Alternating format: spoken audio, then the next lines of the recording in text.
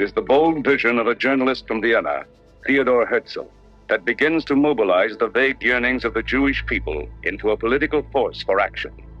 In 1897, at the First Zionist Congress in Switzerland, he calls for a Jewish state in Palestine. Many difficulties lie ahead, but to an anguished people, he says, "If you will it, it need not be a dream." And on December 9th, 1917, the British Expeditionary Force begins its march into liberated Jerusalem.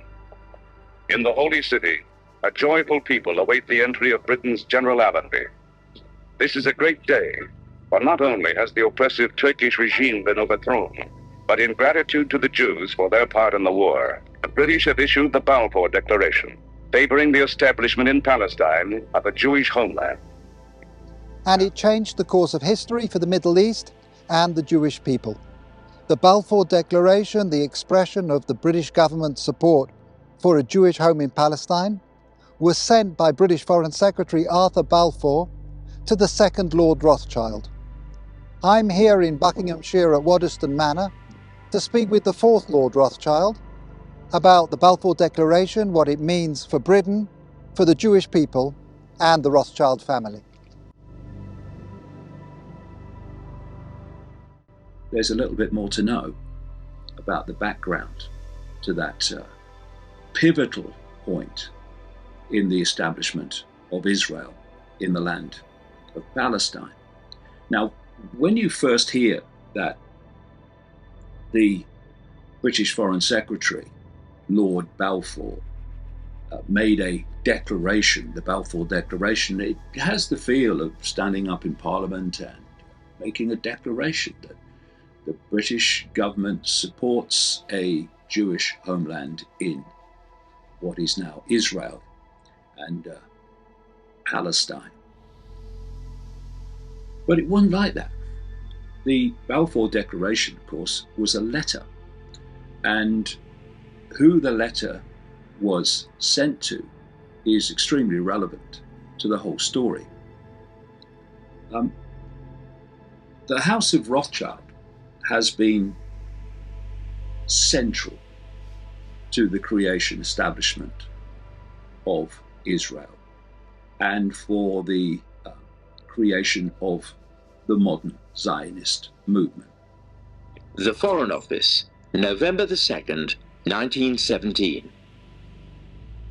Dear Lord Rothschild, I have much pleasure in conveying to you, on behalf of His Majesty's government, the following declaration of sympathy with Jewish Zionist aspirations, which has been submitted to and approved by the Cabinet. So it's possibly the most famous letter in modern Jewish history, and it begins with 3 words: Dear Lord Rothschild. Why was it that this letter was sent by the Foreign Secretary to your great-uncle Walter? It's an interesting question because he was really interested in ornithology, although he became interested in Zionism. I think the reason was this, that it was primarily a movement from Eastern Europe, but they didn't clarify who was in charge of that movement. And in addition, it was, after all, in Great Britain. So they felt that the Rothschild family should be the one to whom it was addressed. And Walter was Lord Rothschild, and he was a Zionist. And those really are the background reasons. So Walter received the Balfour Declaration, and I have a copy here. And I wonder if I could possibly ask you to read it for us. Yes, indeed. Yeah. His Majesty's government view with favour the establishment of Palestine as a national home for the Jewish people, and will use their best endeavours to facilitate the achievement of this object, it being clearly understood that nothing shall be done which may prejudice the civil and religious rights of existing non-Jewish communities in Palestine, or the rights and political status enjoyed by Jews in any other country. That being, it's clearly understood that nothing shall be done which may prejudice the civil and religious rights of existing non-Jewish communities in Palestine. Now that is clearly happened on a monumental scale, and it's happening hour by hour by hour. So this is completely fraudulent in the sense that the deal was not kept by the treatment of Palestinians. Palestinians who were something like 90% of the population of that land. And here you have a British government in its stunning and predictable arrogance that can basically hand someone else's country to an outside group without even consulting the vastly greater population, 90% in Palestine, about giving their country away to someone else. Because that's what's happened. This whole nonsense about not prejudicing the rights of the population of Palestine at the time not only hasn't happened, it was never even planned to happen. I should be grateful if you would bring this declaration to the knowledge of the Zionist Federation, yours, Arthur Balfour. And here it is, the Balfour Declaration. What do you feel when you see it here? I genuinely feel it's one of the most extraordinary moments in the history of the Jewish people. If you think it took 3,000 years to get to this, and then you say, how did this miracle happen? It's the most incredible piece of opportunism. I mean, if you think you had an impoverished would-be scientist, Chaim Weizmann, who somehow gets to England, meets a few people, including members of my family, seduces them. He has such great charm and conviction.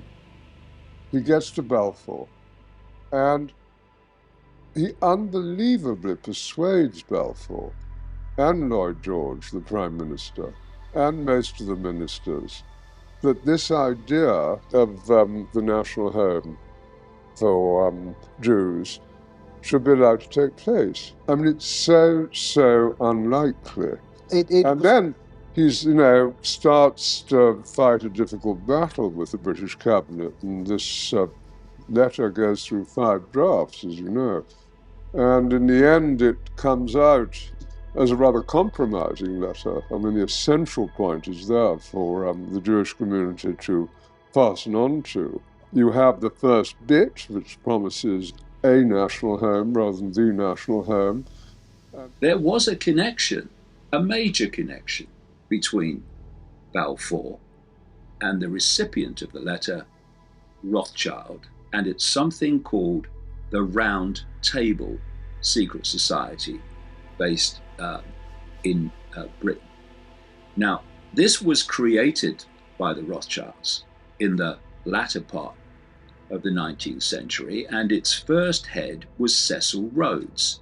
Cecil Rhodes being the man who was an agent of the Rothschilds and plundered southern Africa. When he died, just after the turn of the 20th century, he was replaced as head of the Round Table by a guy called Lord Alfred Milner.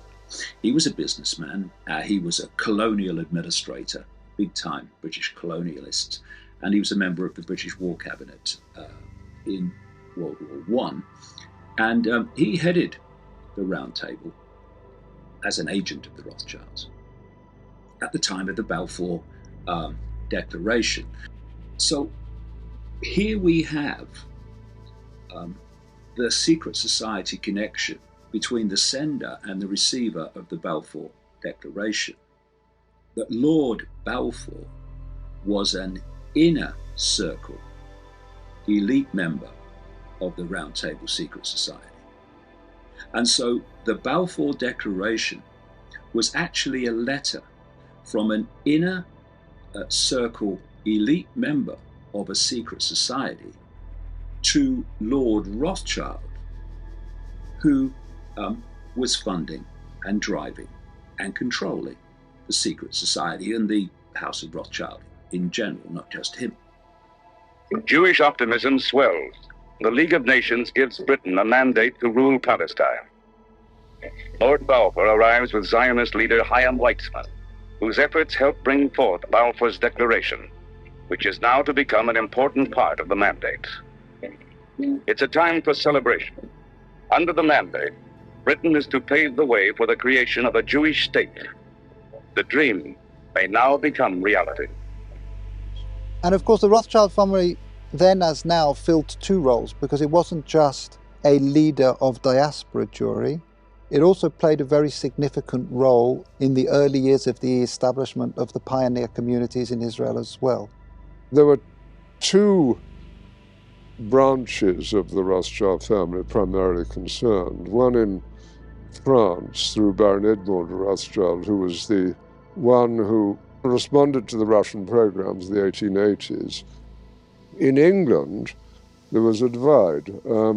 Some of the Rothschilds, in particular Baron Edmond's son, James, known as Jimmy, had come from France, partly because of the Dreyfus case and his horror about what had happened, to live in England. He was educated at Cambridge University. And he married an English girl, Mrs. James de Rothschild, and she became a leader at a very young age. She was only 17 when she started writing to Weizmann and introducing him to the British establishment. Other Rothschilds felt it was better to be assimilated into English life, and although they retained their interest in Judaism and Jewish life, they didn't think it was a good thing that this national home should be established in Israel. So it was something that divided my family, as with many other families. Now, what happened next, the Balfour Declaration, in November 1917? 2 years later, we had the Versailles Peace Conference at the end of the First World War. This is when the leaders of the victorious countries, led by Britain, America,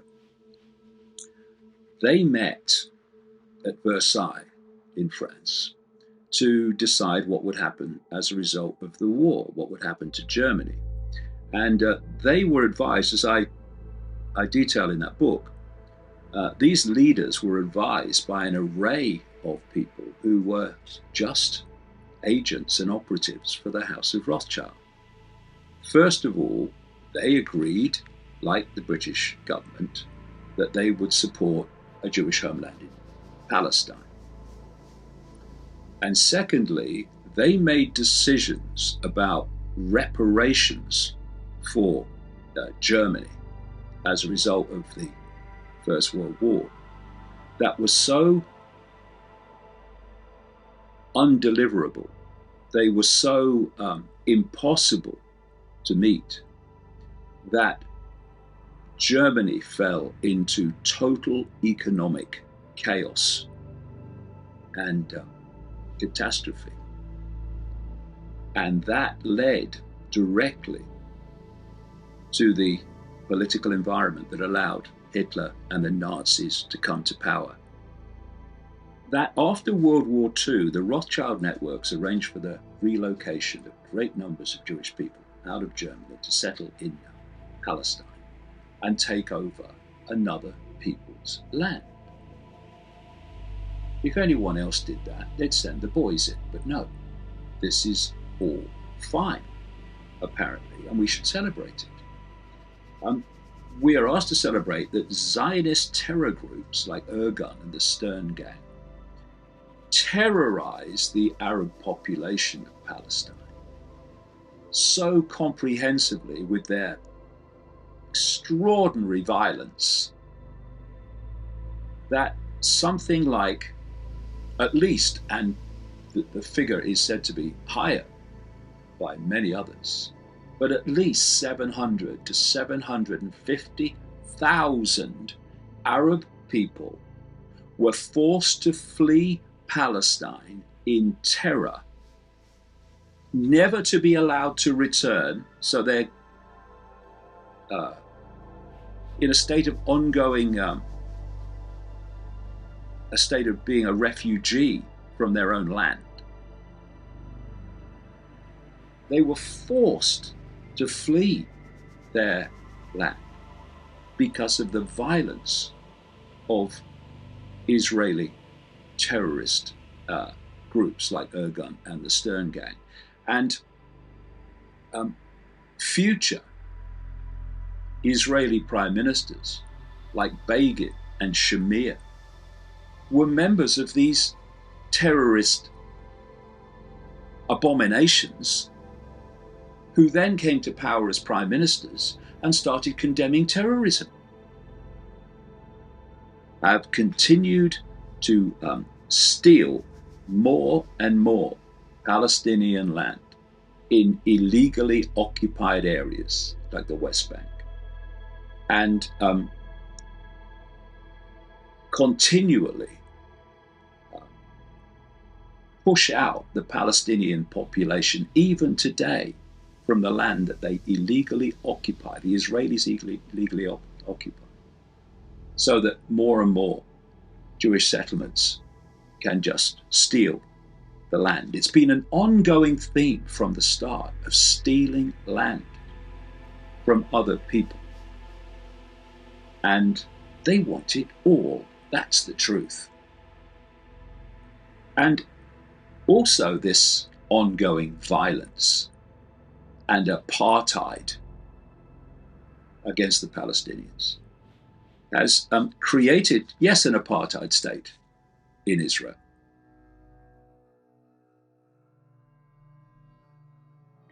Here, world Jewry sees rising at last a homeland in which the tribes of Israel, wanderers for over 3,000 years, may come together once again as a nation. After Lord Allenby conquered the Holy Land in 1917, the Jews were promised a national home in Palestine by Britain's Earl of Balfour, a policy endorsed by Woodrow Wilson and the League of Nations, which made Palestine a British mandate. But in 1939, with war in the offing, the oil pipeline from Iraq through Palestine became one of Britain's major strategic worries, along with the Suez Canal, the empire's lifeline to the Far East. To ensure an uninterrupted supply of oil for its planes, tanks, and ships, Britain had to maintain peace at all costs with the predominantly Arab population, which had long been resentful of Jewish immigration. Convinced that the excuse for keeping Palestine closed had ended with the war, the Jews of America brought strong pressure to bear on Britain. This conference urges the British government to abrogate the policy set out in the White Paper of 1939 and to open Palestine to unrestricted Jewish immigration and resettlement.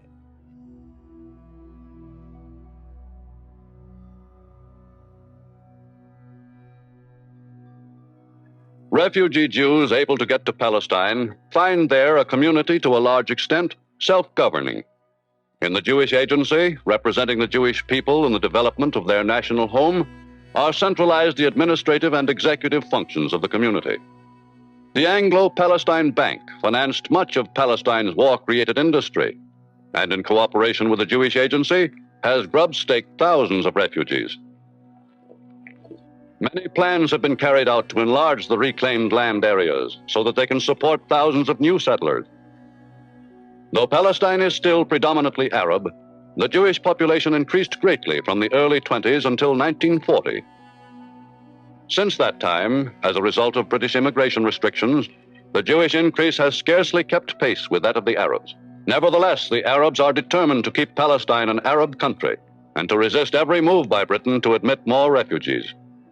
And their threats are backed up by the League of Arab States and by armed and trained men, ready to shatter the peace of the Near East by a religious war. Repeatedly, the London spokesman for the Arab states has warned Britain's government that its policy is not acceptable to the Arabs. Every Jew that arrives in Palestine is one more brick in the structure of the proposed Zionist state, one more unit towards the Zionist majority against the Arabs, so that it is impossible for the Arabs to regard the matter only in its humanitarian aspect. The political question was finally settled by the White Paper, and any attempt to force more refugees on Palestine now, on whatever grounds it is ostensibly made, would be a breach of that settlement. But the Jews, whose arguments for a free Palestine before the war were strong, are sure that they now have an irresistible case. The Arabs also claim Palestine. To appease them, Emir Abdullah is made head of Transjordan, an Arab territory the British carve from the Promised Land.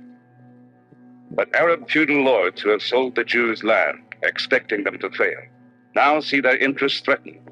There must be no Jewish state, large or small. In 1929, incited by their feudal masters, the Arabs embark on a campaign to drive the Jews from Palestine. To resolve the conflict, in February 1939, Britain calls an Arab-Jewish conference in London.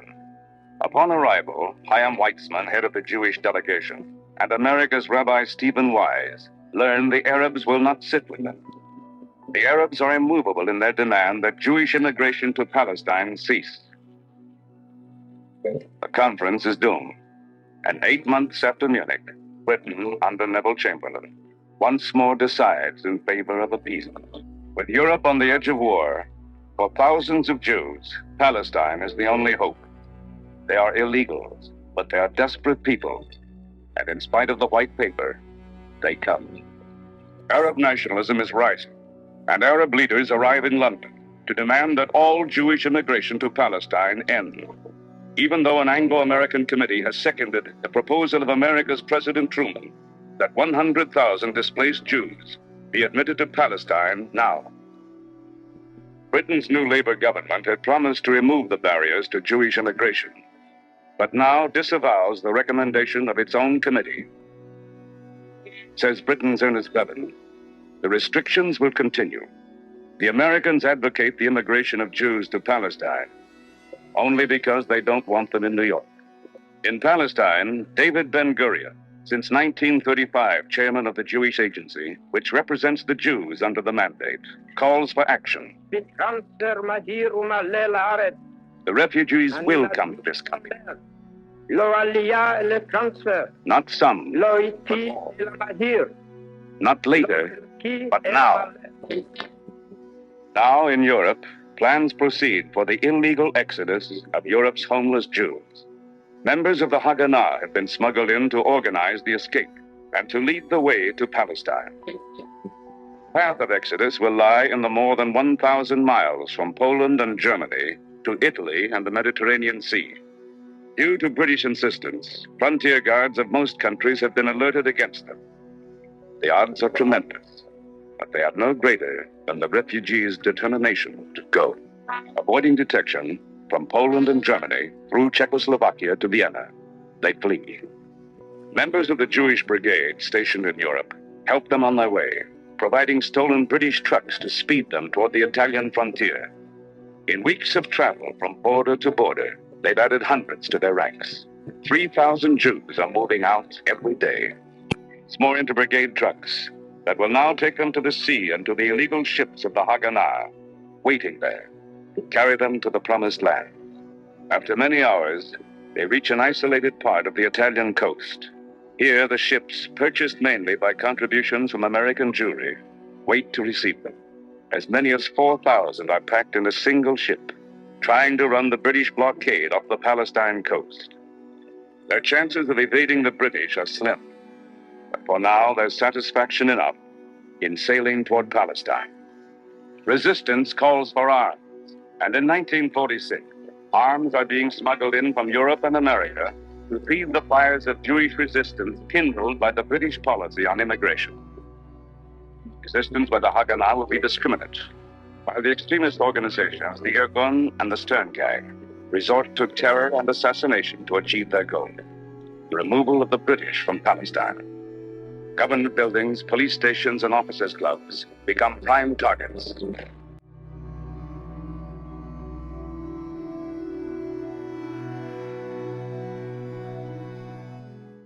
British answer violence with violence.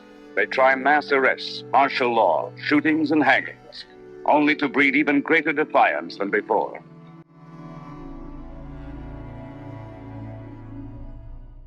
Majority of Jews in Palestine reject the ruthless acts of terrorism, but for many, restraint has become impossible.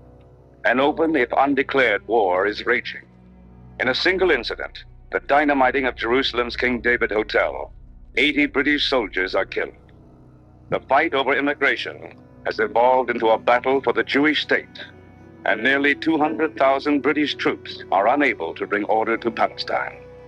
In June 1947, amidst the turmoil, comes the United Nations Special Committee, formed at the request of the British, who feel they can no longer cope with the Palestine problem. They've come to tour the land, to investigate the conflict between Arabs, Jews, and British, and to prepare a report with recommendations to the United Nations General Assembly. At last, there's going to be a Jewish state. With gunfire, the Arabs reject partition. Jerusalem is under siege. Now the underground Haganah comes out in the open, for an unofficial war has begun, a war in which the British mostly stand aside. Palestine's Arabs, their own independence, is less important than the prevention of a Jewish state. May 14th in Tel Aviv, with Jerusalem besieged, settlements under attack, and an Arab invasion underway, David Ben-Gurion arrives to declare the independence of the Jewish state.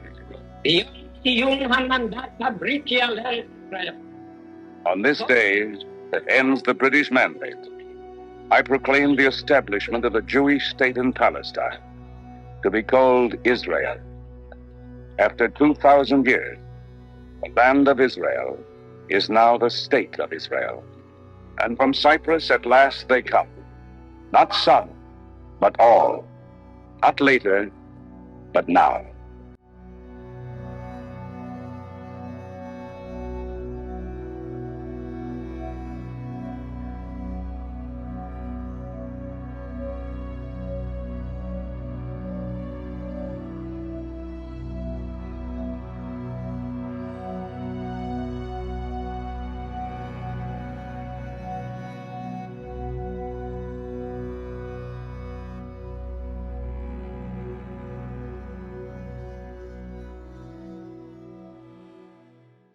I was brought up as an Orthodox Jew and a Zionist. On a shelf in our kitchen was a tin box of the Jewish National Fund, into which we put coins to help the pioneers building a Jewish presence in Palestine. I first went to Israel in 1961, and I've been there since, more times than I can count. I had family in Israel, and I have friends in Israel. One of them fought in the wars of 1956, 1967 and 1973 and was wounded in two of them. The tie clip which I'm wearing is made from a campaign decoration awarded to him which he presented to me. I've known most of the prime ministers of Israel, starting with the founding prime minister, David Ben-Gurion. Golda Meir was my friend. So was Yigal Allon, the deputy prime minister, who as a general won the Negev for Israel in the 1948 War of Independence. My parents came to Britain as refugees from Poland. Most of their families were subsequently murdered by the Nazis in the Holocaust. My grandmother was ill in bed when the Nazis came to her hometown of Stachov. A German soldier shot her dead in her bed. Madam Deputy Speaker, my grandmother did not die to provide cover for Israeli soldiers murdering Palestinian grandmothers in Gaza. The present Israeli government ruthlessly and cynically exploit the continuing guilt among Gentiles over the slaughter of Jews in the Holocaust as justification for their murder of Palestinians. The implication is that Jewish lives are precious, but the lives of Palestinians do not count. On Sky News a few days ago, the spokeswoman for the Israeli army, Major Leibovich, was asked about the Israeli killing of, at that time, 800 Palestinians. The total is now 1,000. She replied instantly, 500 of them were militants. That was the reply of a Nazi. I suppose that Jews fighting for their lives in the Warsaw Ghetto could have been dismissed as militants. The Israeli Foreign Minister, Tzipi Livni, asserts that her government will have no dealings with Hamas because they're terrorists.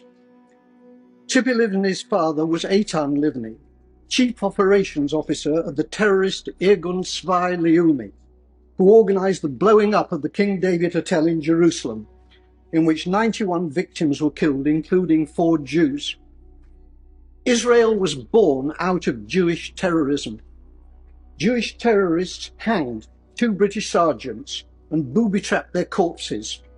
Irgun, together with the terrorist Stern Gang, massacred 254 Palestinians in 1948 in the village of Deir Yassin.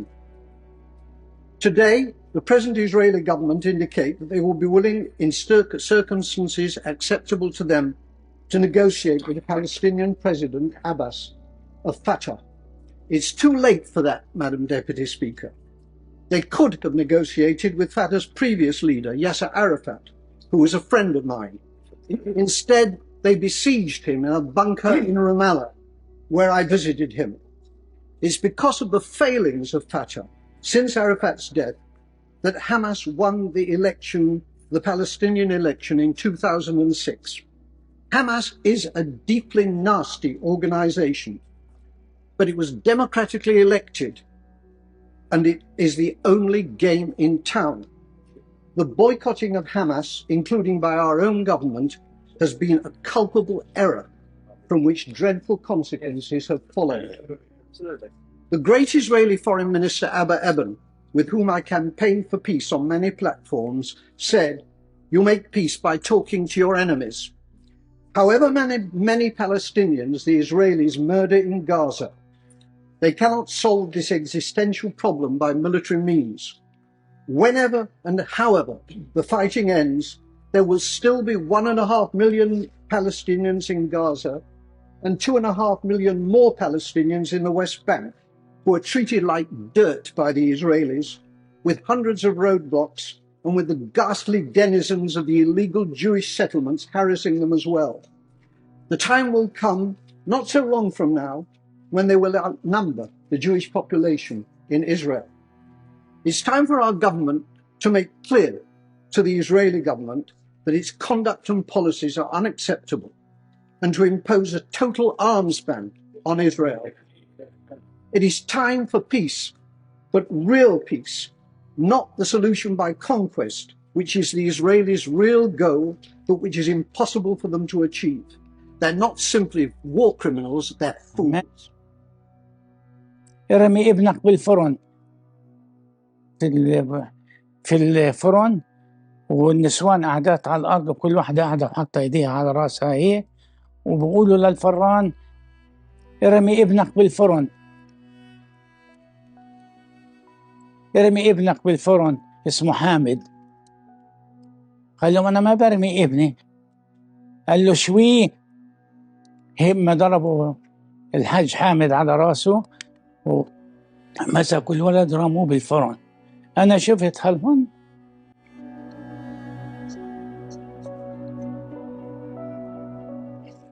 شفت هالمنظر ما تمش فيها حيل من مرة. يعني بعدين مسكوا الأب حطوه وراه، قالوا له الحق ابنك. أنا اجيت قعدت قلت هلا بيمسكوني، قمت أركض.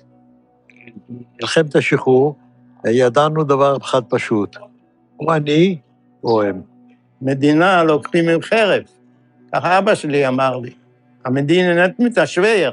ודאי, הרגנו בהם, נקיפת מצפון. הרגת, אז עשית דבר טוב. הייתי מוכן להרוג. לא דיברתי עם אף אחד על זה. אשתך נגיד שחיית איתה הרבה מאוד שנים, אני מניח. לא דיברת? אף פעם לא סיפרתי לה. מה, אני אספר לה שאני הייתי רוצח?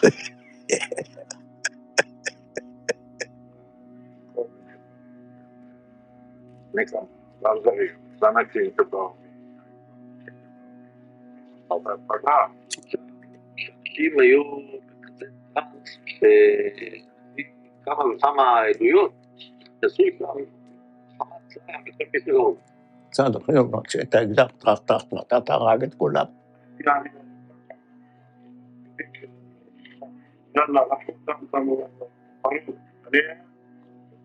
בזמן קרב, אם מישהו הרים ידיים, משהו כזה, לא לקחתי שבויים. כמה אתה חושב אנשים הרגת ככה?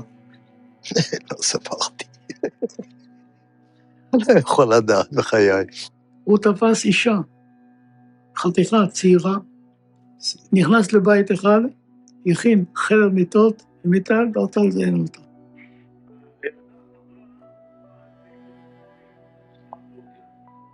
אחד אנס שם איזה ילדה בת 16, משהו כזה. אתה מבין? אבל זה מכוער מאוד, היה לנו בחור אחד, הוא נפטר, הוא היה פרא אדם, הוא לקח פשוט מאוד, ורצח אותם בתוך המכלאות. חוטי ברזל כאלה, עגולים כאלה, אספו כל הגברים. הם יושבים שם כולם על הרצפה, ובא מישהו ולוקח תת מקלע ומתחיל זה, מחליף מחסנית. מה אתה חושב, זה חבר'ה שלקחו את הלוויורים, ורדפו אחרי חבר'ה ושרפו אותם. זה היה משהו זוועתי, וזה אסור לספר, אני לא אדבר על זה. מלחמה זה מלחמה. לא כל אחד יכול לדעת מה זה מלחמה. אני אומר, מי שלא היה שם, לא יכול לשפוט אף אחד אחר. Ladies and gentlemen, you are about to hear a very frightening speech. This speech is an explanation of the plans now being laid to throw the United States into a third world war. It was made a short time ago before a large group in the congressional room of the Willard Hotel in Washington, D.C. Both the speech and the question and answer period later so electrified the audience that a group of patriots has transferred it to 2 long-playing records which you may buy to play for friends, clubs, and your church groups in your community. The speaker is Mr. Benjamin Friedman, noted authority on Zionism and all of its schemes. Mr. Friedman is a former Jew, and I mean a former Jew. He has fought the communist world conspiracy tooth and nail and stands today as a leading American patriot. We now take you to the speaker's platform to present Benjamin Friedman.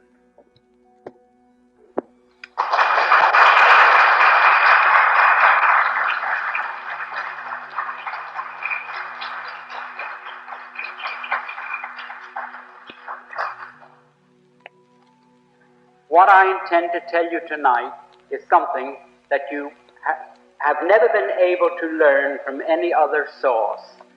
And what I tell you now concerns not only you, but your children and the survival of this country and Christianity. I'm not here just to dish up a few facts to send up your blood pressure, but I'm here to tell you things that will help you preserve what you consider the most sacred thing in the world, the liberty and the freedom and the right to live as Christians, where you have a little dignity and a little right to pursue the things that your conscience tells you are the right thing as Christians. Now, first of all, I'd like to tell you that on August 25th, 1960, that was shortly before election, Senator Kennedy, who is now the President of the United States, went to New York and delivered an address to the Zionist Organization of America. In that address, to reduce it to its briefest form, he stated that he would use the armed forces of the United States to preserve the existence of the regime set up in Palestine by the Zionists, who are now in occupation of that area. In other words, Christian boys are going to be yanked out of their homes, away from their families, and sent abroad to fight in Palestine against the Christian and Muslim Arabs who merely want to return to their homes. And these Christian boys are going to be asked to shoot to kill these innocent people who only want to follow out 15 resolutions passed by United Nations in the last 12 years, calling upon the Zionists to allow these people to return to their homes. Now, when the United States troops appear in the Middle East to fight with the Zionists as their allies to prevent the return of these people who were evicted from their homes in the 1948 armed insurrection by the Zionists who were transplanted there from Eastern Europe, when that happens, the United States will trigger World War III. You say, when will that take place? The answer is, as soon as the difficulties between France and Algeria have been settled, that will take place. As soon as France and Algeria have settled their difficulties and the Arab world or the Muslim world have no more war on their hands with France, they are going to move these people back into their homes. And when they do that, and President Kennedy sends your sons to fight over there, to help the crooks hold on to what they stole from innocent men, women, and children, we will trigger World War III. And when that starts, you can be sure we cannot emerge from that war a victor. We are going to lose that war because there is not one nation in the world that will let one of their sons fight with us for such a cause. I know and speak to these ambassadors in Washington and at United Nations, and of the 99 nations there, I've consulted with maybe 70 of them, and when we go to war in Palestine to help the thieves retain possession of what they have stolen from these innocent people, we're not going to have a man there to fight with us as our allies. And who will these people have supporting them, you ask? Well, 4 days after President Kennedy, or he was then Senator Kennedy, made that statement, on August 28, 1960, the Arab nations called a meeting in Lebanon, and there they decided to resurrect or reactivate the government of Palestine, which has been dormant more or less since the 1948 armed insurrection by the Zionists. Not alone that, they ordered the creation of a Palestinian army, and there are now drilling maybe 500,000 soldiers in that area of the world to lead these people back to their homes. With them, they have as their allies all the nations of what is termed the Bandung Conference group. That includes the Soviet Union and every Soviet Union satellite. It includes Red China.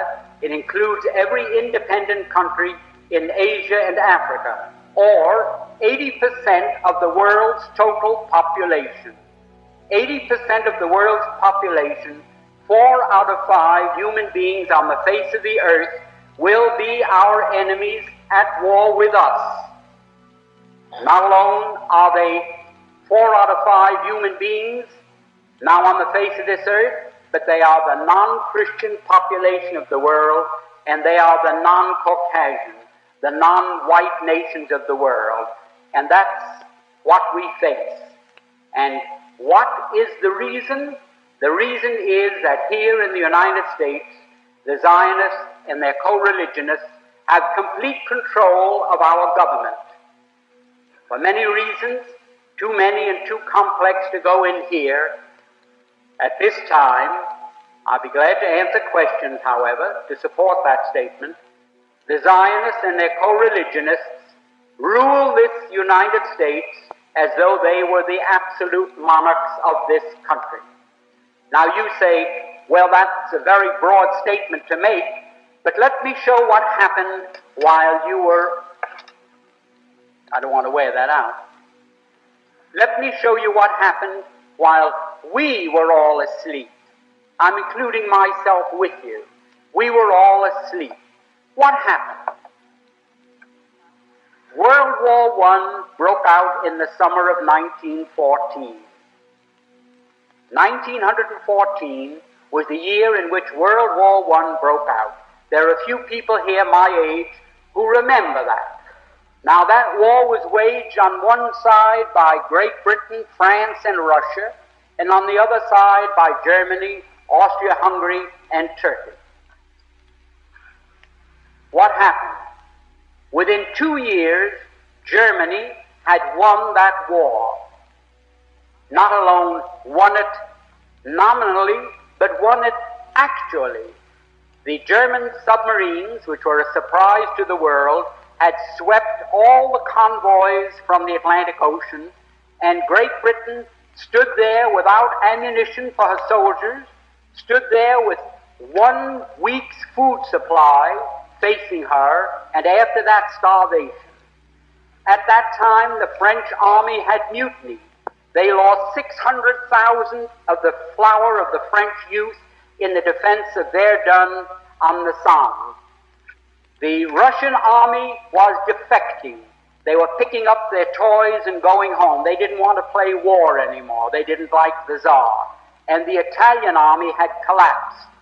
Now, Germany, not a shot had been fired on the German soil. Not an enemy soldier had crossed the border into Germany. And yet, here was Germany offering England peace terms.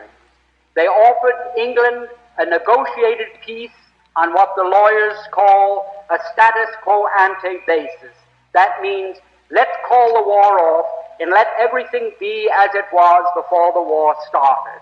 Well, England in the summer of 1916 was considering that seriously. They had no choice. It was either accepting this negotiated peace that Germany was magnanimously offering them, or going on with the war and being totally defeated.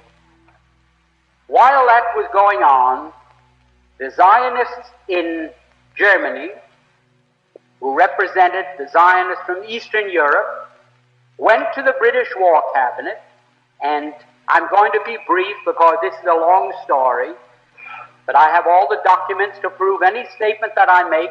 If anyone here is curious or doesn't believe what I'm saying is at all possible. The Zionists in London went to the British War Cabinet and they said, look here, you can yet win this war. You don't have to give up. You don't have to accept a negotiated peace offered to you now by Germany. You can win this war if the United States will come in as your ally. The United States was not in the war at that time. We were fresh, we were young, we were rich, we were powerful. And they told England, we will guarantee to bring the United States into the war as your ally, to fight with you on your side, if you will promise us Palestine after you win the war. In other words, they made this deal. We will get the United States into this war as your ally. The price you must pay us is Palestine after you have won the war and defeated Germany, Austria-Hungary, and Turkey.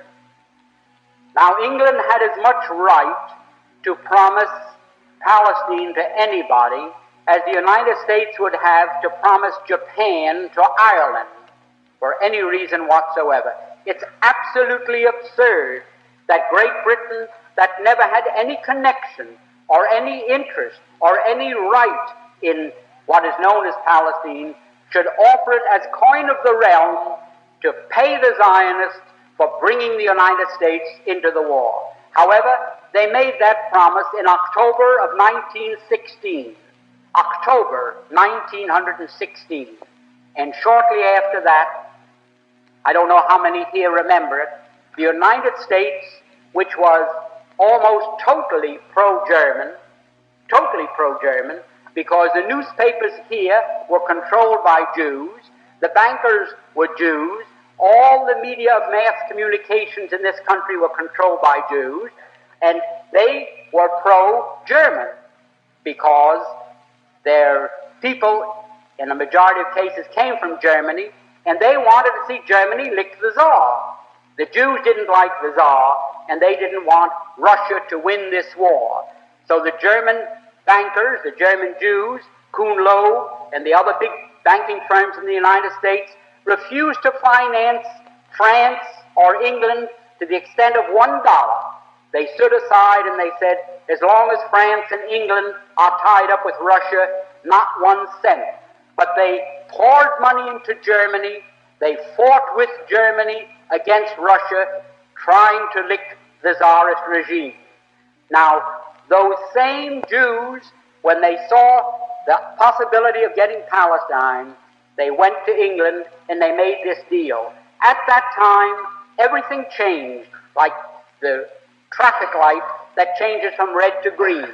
where the newspapers had been all pro-German, where they'd been telling the people the difficulties that Germany was having fighting Great Britain commercially and in other respects.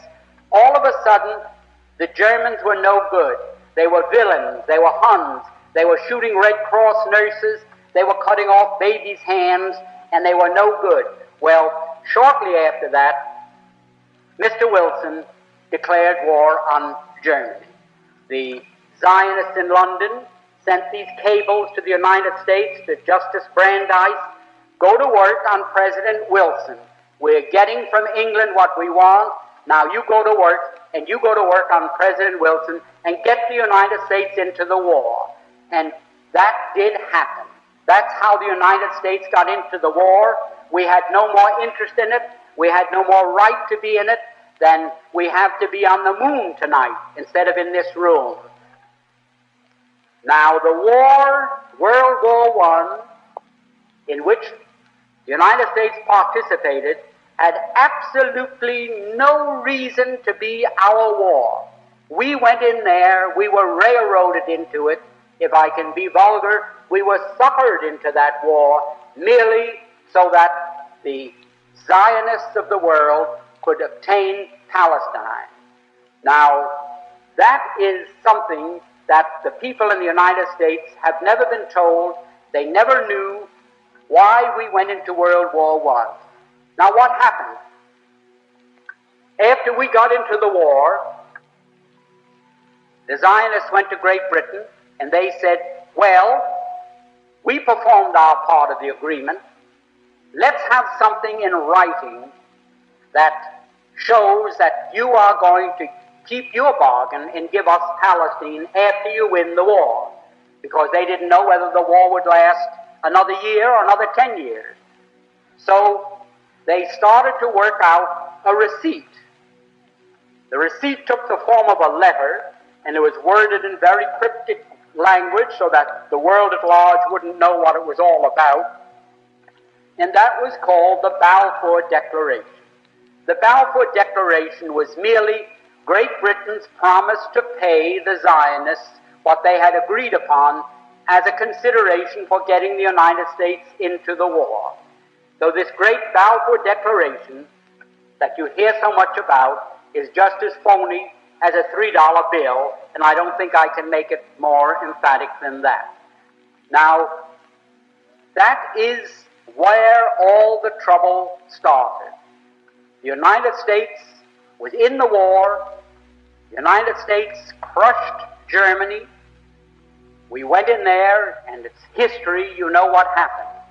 Now, when the war was ended, and the Germans went to Paris, to the Paris Peace Conference in 1919, there were 117 Jews there as a delegation representing the Jews, headed by Bernard Baruch.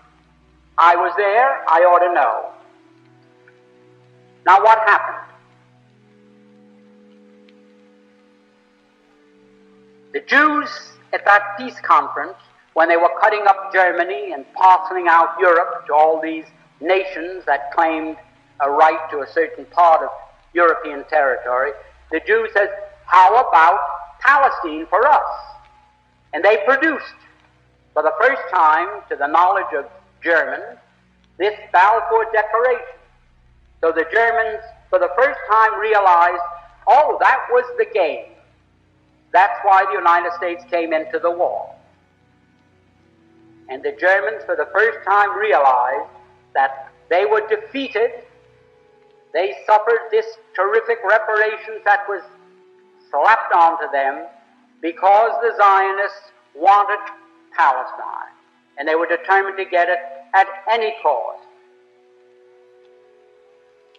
Now that brings us up to another very interesting point. When the Germans realized this, they naturally resented it. Up to that time, the Jews had never been better off in any country in the world than they had been in Germany. You had Mr. Rosenow there, who was maybe 100 times as important in industry and finance as Bernard Baruch in this country.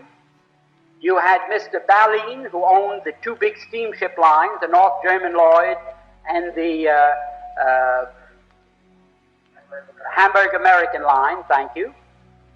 You had Mr. Bleisröder, who was the banker for the Hohenzollern family.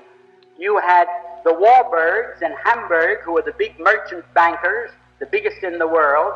The Jews were doing very well in Germany. No question about that. Now, the Germans felt, well, that was quite a sellout. It was a sellout that I can best compare. Suppose the United States was at war today with the Soviet Union, and we were winning, and we told the Soviet Union, well, let's quit. We offer you peace terms. Let's forget the whole thing. And all of a sudden, Red China came into the war as an ally of the Soviet Union, and throwing them into the war brought about our defeat, a crushing defeat, with the reparations, the likes of which man's imagination cannot encompass. Imagine, then, after that defeat, if we found out that it was the Chinese in this country, our Chinese citizens, who all the time we thought they were loyal citizens working with us, was selling us out to the Soviet Union, and it was through them that Red China was brought into the war against us. How would we feel in the United States against Chinese? I don't think one of them would dare show his face on any street. There wouldn't be lampposts enough convenient to take care of them. Imagine how we would feel. Well, that's how the Germans felt towards these Jews. We've been so nice to them, and from 1905 on, when the first communist revolution in Russia failed and the Jews had to scramble out of Russia, they all went to Germany, and Germany gave them refuge, and they were treated very nicely. And here, they sold Germany down the river for no reason at all, other than they wanted Palestine as a so-called Jewish commonwealth. Now, Nahum, Sokolow, all the great leaders, the big names that you read about in connection with Zionism today, they, in 1919, 1920, 21, 22, and 23, they wrote in all their papers, and the press was filled with their statements, that the feeling against the Jews in Germany is due to the fact that they realized that this great defeat was brought about by our intercession and bringing the United States into the war against them. The Jews themselves admitted that. It wasn't that the Germans in 1919 discovered that a glass of Jewish blood tasted better than Coca-Cola or Münchner beer. There was no religious feeling. There was no sentiment against those people merely on account of their religious belief. It was all political. It was economic. It was anything but religious. Nobody cared in Germany whether a Jew went home and pulled down the shades and said Shema Yisrael or Our Father. No one cared in Germany any more than they do in the United States. Now, this feeling that developed later in Germany was due to one thing, that the Germans held the Jews responsible for their crushing defeat for no reason at all, because World War I was started against Germany for no reason for which they were responsible. They were guilty of nothing, only of being successful. They built up a big navy. They built up world trade. You must remember, Germany, at the time of Napoleon, at the time of the French Revolution, what was the German Reich consisted of 300 small city-states, principalities, dukedoms, and so forth. 300 little separate political entities. And between that time, between the period between Napoleon and Bismarck, they were consolidated into one state. And within 50 years after that time, they became one of the world's great powers. Their navy was rivaling Great Britain's. They were doing business all over the world. They could undersell anybody and make better products. And what happened? What happened as a result of that? there was a conspiracy between England, France, and Russia that we must slap down Germany, because there isn't one historian in the world that can find a valid reason why those three countries decided to wipe Germany off the map politically. Now, what happened after that? When Germany realized that the Jews were responsible for her defeat, they naturally resented it. But not a hair on the head of any Jew was harmed. Not a single hair. Professor Tanzel of Georgetown University, who had access to all the secret papers of the State Department, wrote in his book and quoted from a State Department document written by Hugo Schoenfeld, a Jew who Cordell Hull sent to Europe in 1933 to investigate the so-called camps of political prisoners. And he wrote back that he found them in very fine condition. They were in excellent shape. Everybody treated well. And they were filled with communists. Well, a lot of them were Jews, because the Jews happened to be maybe 98% of the communists in Europe at that time. And there were some priests there, and ministers, labor leaders, Masons, and others who had international affiliation. Now, the Jews sort of tried to keep the lid on this fact. They didn't want the world to really understand that they had sold out Germany and that the Germans resented that. So they did take appropriate action against them. They, shall I say, discriminated against them wherever they could. They shunned them, the same as we would the Chinese or the Negroes or the Catholics or anyone in this country that sold us out to an enemy and brought about our defeat. Now, after a while, the Jews of the world didn't know what to do, so they called a meeting in Amsterdam.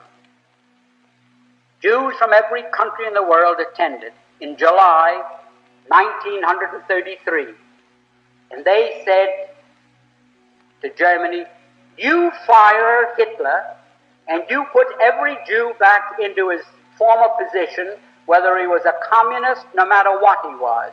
You can't treat us that way. And we, the Jews of the world, are calling upon you and serving this ultimatum upon you." Well, the Germans told them, you can imagine. So what did they do?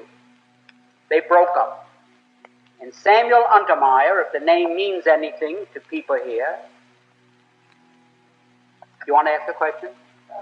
There were no communists in Germany at that time. It was called Social. Well, I don't want to go by what they were called. We're now using English words, and what they were called in Germany is not very material, but they were communists because in 1917, the communists took over Germany for a few days. Rosa Luxemburg and Karl Liebknecht and a group of Jews in Germany took over the government for 3 days. In fact, when the Kaiser ended the war, he fled to Holland because he thought the communists were going to take over Germany as they did Russia, and that he was going to meet the same fate that the Tsar did in Russia. So he left and went to Holland for safety and for security. Now, at that time, when the communist threat in Germany was quashed, it was quiet, the Jews were working still, trying to get back into their former status, and the Germans fought them in every way they could without hurting a hair on anyone's head. The same as one group, the prohibitionists, fought the people who were interested in liquor, and they didn't fight one another with pistols. They did it every way they could. Well, that's the way they were fighting the Jews in Germany. And at that time, mind you, there were 80 to 90 million Germans, and there were only 460,000 Jews. Less than 1/2 of the population of Germany were Jews. And yet they controlled all the press, they controlled most of the economy, because they had come in and with cheap money, you know the way the mark was devalued, they bought up practically everything. Well, in 1933, when Germany refused to surrender, mind you, to the World Conference of Jews in Amsterdam, they broke up, and Mr. Untermeyer came back to the United States, who was the head of the American delegation and the president of the whole conference, and he went from the steamer to ABC and made a radio broadcast throughout the United States in which he said, "The Jews of the world now declare a holy war against Germany. We are now engaged in a sacred conflict against the Germans, and we are going to starve them into surrender. We are going to use a worldwide boycott against them that will destroy them because they are dependent upon their export business." And it is a fact that 2/3 of Germany's food supply had to be imported, and it could only be imported with the proceeds of what they exported, their labor. So if Germany could not export, 2/3 of Germany's population would have to starve. There just was not enough food for more than 1/3 of a population. Now, in this declaration, which I have here, it was printed on a whole page in the New York Times on August 7th, 1933, Mr. Samuel Untermeyer boldly stated that this economic boycott is our means of self-defense. President Roosevelt has advocated its use in the NRA, which some of you may remember, where everybody was to be boycotted unless they followed the rules laid down by the New Deal, which of course was declared unconstitutional by the Supreme Court at that time. Nevertheless, the Jews of the world declared a boycott against Germany, and it was so effective that you couldn't find one thing in any store anywhere in the world with the words "Made in Germany" on it. In fact, an executive of the Woolworths Company told me that they had to dump millions of dollars worth of crockery and dishes into the river, that their stores were boycotted. If anyone came in and found a dish marked "Made in Germany," they were picketed with signs, Hitler, murderer, and so forth, and like something like these sit-ins that are taking place in the South. R.H. Macy, which is controlled by a family called Strauss, who also happen to be Jews, a woman found stockings there, which came from Chemnitz, marked "Made in Germany." Well, they were cotton stockings. They may have been there 20 years, because since I've been observing women's legs in the last 20 years, I haven't seen a pair with cotton stockings on them. So Macy, I saw Macy boycotted with hundreds of people walking around with signs, "Murderers" and "Hitlerites" and so forth. Now, up to that time, not one hair of any Jew had been hurt in Germany. There was no suffering, there was no starvation, there was no murder, there was nothing. Now, that, naturally, the Germans said, "Why, who are these people to declare a boycott against us and throw all our people out of work and our industries come to a standstill? Who are they to do that to us?" And they naturally resented it. Certainly they painted swastikas on stores owned by Jews. Why should a German go in and give their money to a storekeeper who is part of a boycott, who is going to starve Germany into surrender into the Jews of the world, who are going to dictate who their premier or chancellor was to be? Well, it was ridiculous. That continued for some time. And it wasn't until 1938 when a young Jew from Poland walked into the German embassy in Paris and shot one of the officials that the Germans really started to get rough with the Jews in Germany. And you found them then breaking windows and having street fights and so forth. Now, for anyone to say that, I don't like to use the word anti-Semitism because it's meaningless, but it means something to you still, so I'll have to use it. The only reason that there was any feeling in Germany against Jews was that they were responsible, number one, for World War I, number two, for this worldwide boycott, and number three, did I say for World War I, they were responsible for the boycott and also for World War II, because after this thing got out of hand, it was absolutely necessary for the Jews and Germany to lock horns in a war to see which one was going to survive. In the meanwhile, I had lived in Germany, and I knew that the Germans had decided Europe is going to be Christian or communist. There is no in-between. It's going to be Christian or it's going to be communist. And the Germans decided, we're going to keep it Christian if possible. And they started to rearm. And their intention was, by that time, the United States had recognized the Soviet Union, which they did in November 1933. The Soviet Union was becoming very powerful, and Germany realized, well, our turn is going to come soon unless we are strong. The same as we in this country are saying today, our turn is going to come soon unless we're strong, and our government is spending $83 or $84 billion of your money for defense, they say. Defense against who? Defense against 40,000 little Jews in Moscow that took over Russia and then, in their devious ways, took over control of many other governments of the world. Now, for this country to now be on the verge of a third world war from which we cannot emerge a victor is something that staggers my imagination. I know that nuclear bombs are measured in terms of megathons. A megathon is a term used to describe 1 million tons of TNT. 1 million tons of TNT is a megathon.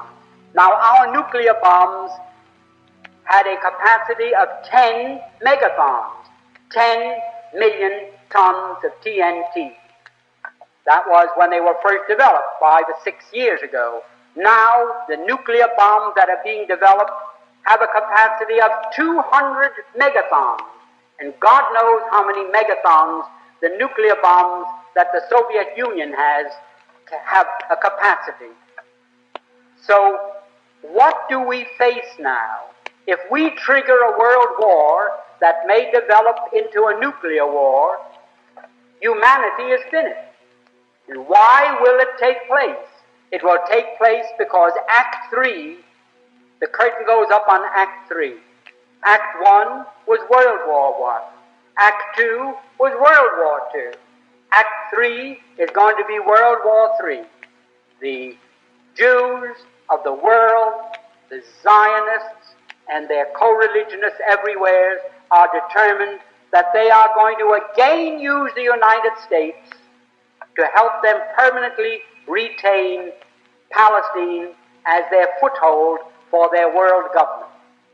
Now that is just as true as I'm standing here, because not alone have I read it, but many here have read it, and it's known all over the world. Now, what are we going to do? This life you save may be your son.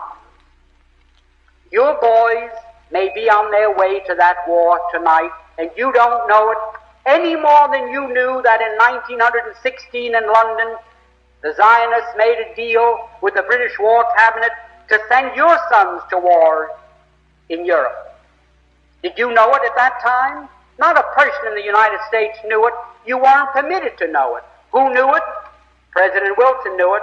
Colonel House knew it. Others knew it. Did I know it? I had a pretty good idea of what was going on. I was liaison to Henry Morgenthau Sr. in the 1912 campaign when President Wilson was elected. And there was talk around the office there. I was confidential man to Henry Morgenthau Sr., who was chairman of the Finance Committee, and I was liaison between him and Rolla Wells, the treasurer. So I sat in these meetings with President Wilson at the head of the table and all the others, and I heard them drum into President Wilson's brain the graduated income tax and what has become the Federal Reserve and also indoctrinate him with the Zionist movement. And Justice Brandeis and President Wilson were just as close as the two fingers on this hand, and President Woodrow Wilson was just as incompetent when it came to determining what was going on as a newborn baby. And that's how they got us into World War I, why we all slept. Now at this moment, they may be planning this World War III, in which we don't stand a chance, even if they don't use nuclear bombs. How can the United States, about 5% of the world, go out and fight 80 to 90% of the world on their home ground? How can we do it? Send our boys over there to be slaughtered for what? So the Jews can have Palestine as their commonwealth?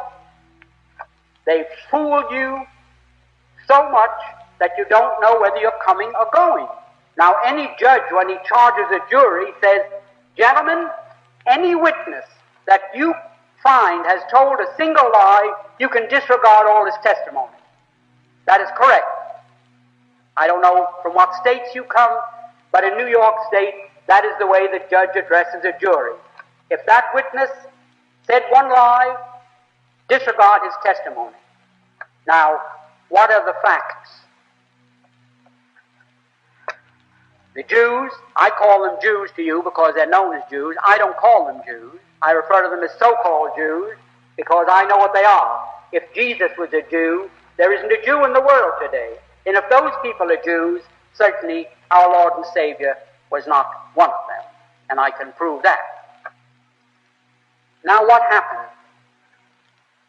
The Eastern European Jews, who form 92% of the world's population, of those people who call themselves Jews, were originally Chazars. They were a warlike tribe that lived deep in the heart of Asia. And they were so warlike that even the Asiatics drove them out of Asia into Eastern Europe. And to reduce this, so you don't get too confused about the history of Eastern Europe, they set up this big Khazar kingdom, 800,000 square miles. Only there was no Russia, there were no other countries, and the Khazar kingdom was the biggest country in all Europe. So big and so powerful that when the other monarchs wanted to go to war, the Khazars would loan them 40,000 soldiers. That's how big and powerful they were. Now, they were phallic worshippers, which is filthy. I don't want to go into the details of that now. It was their religion, the way it was the religion of many other pagans or barbarians elsewhere in the world. Now, the king became so disgusted with the degeneracy of his kingdom that he decided to adopt a so-called monotheistic faith, either Christianity, Islam, the Muslim faith, or what is known today as Judaism, really Talmudism. Mr. Friedman's address will be continued on the second recording, along with a question and answer period between Mr. Friedman and the audience.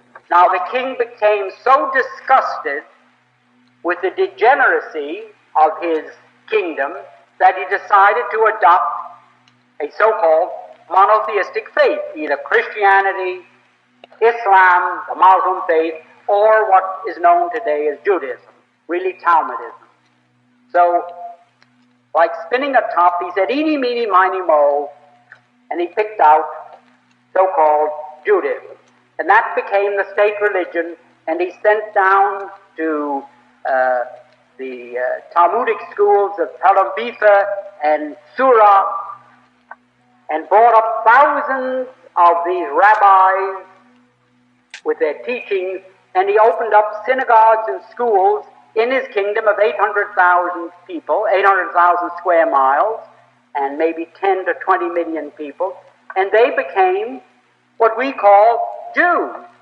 There wasn't one of them that ever had an ancestor that ever put a toe in the Holy Land, not alone in Old Testament history, but back to time, the beginning of time.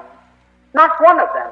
And yet they come to the Christians and They asked us to support their armed insurrection in Palestine by saying, well, you want to certainly help repatriate God's chosen people to their promised land, their ancestral homeland. It's your Christian duty.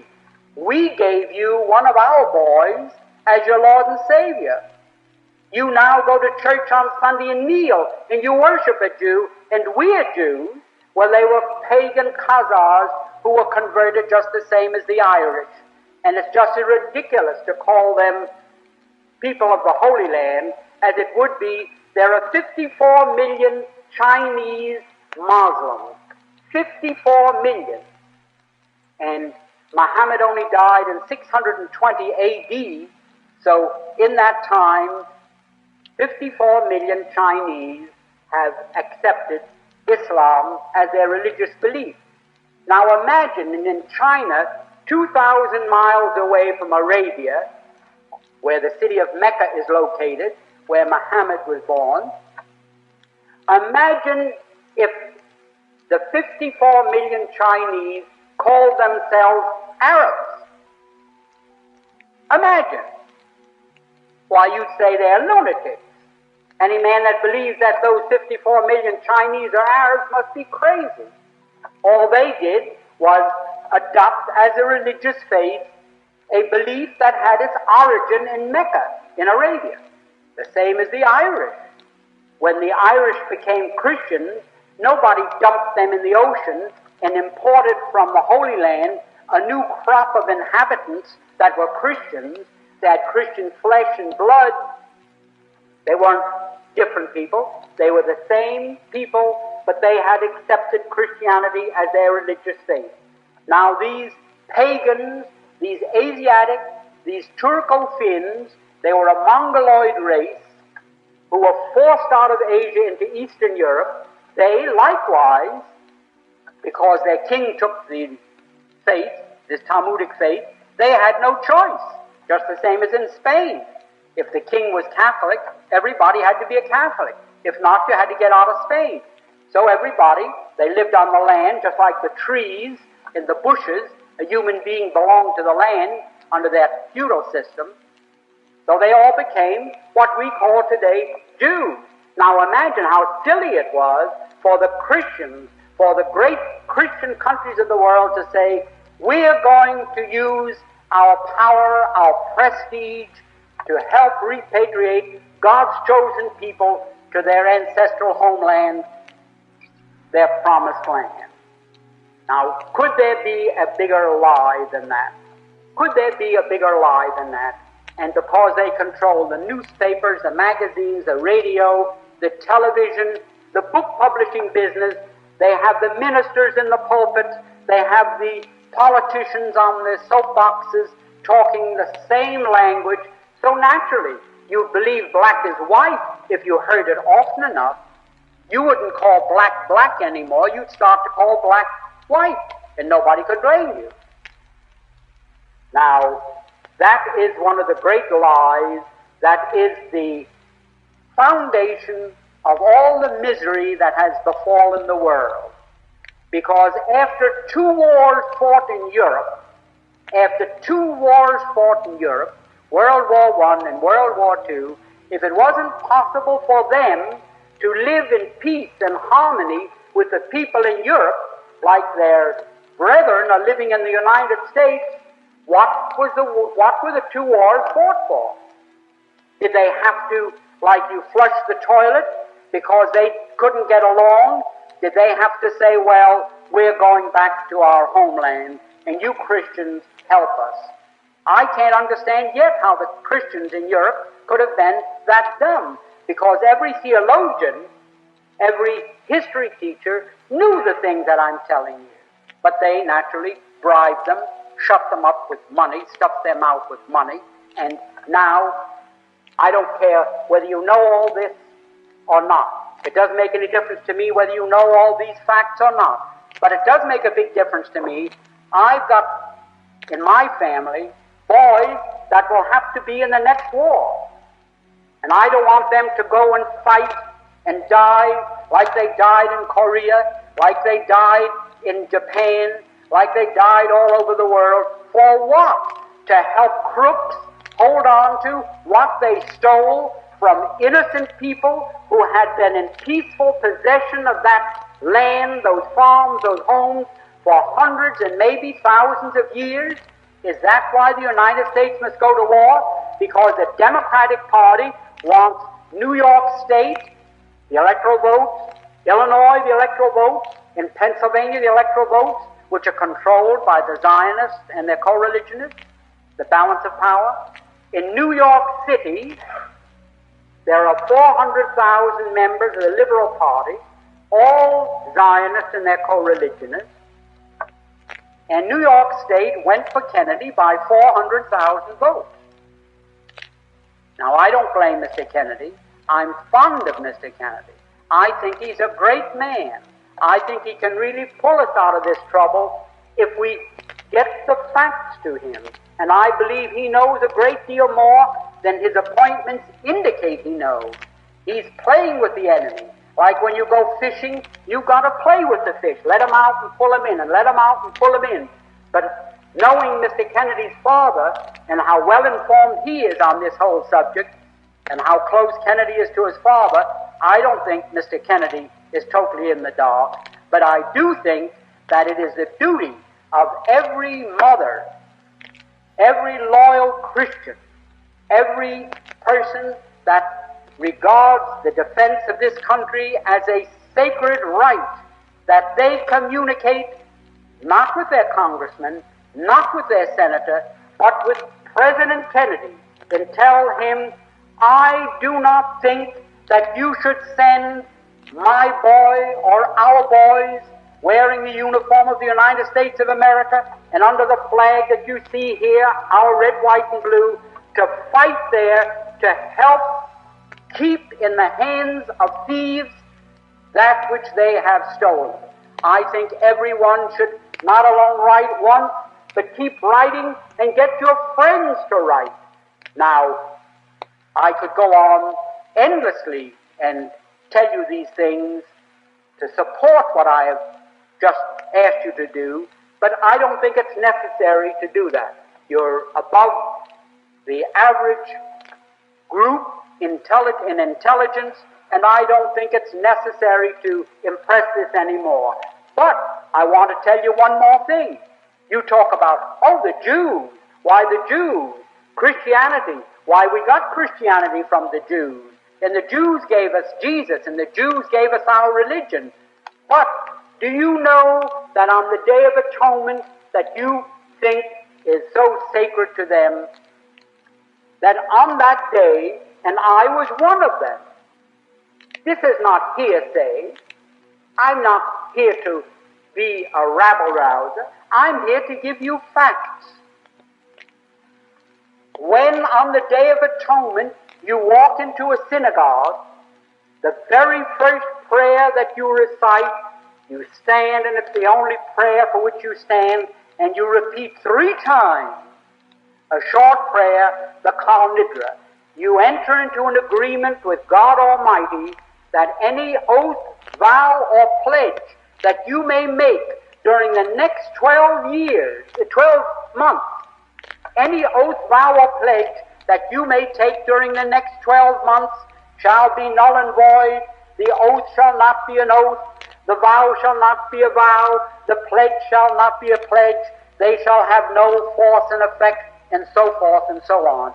And further than that, the Talmud teaches, don't forget, whenever you take an oath, vow, and pledge, remember the Kal Nidra prayer that you recited on the Day of Atonement, and that exempts you from fulfilling that. How much can you depend upon their loyalty? You can depend upon their loyalty as much as the Germans depended upon it in 1916. And we're going to suffer the same fate that Germany suffered, and for the same reason. You can't depend upon something as insecure as the leadership that is not obliged to respect an oath, vow, or pledge.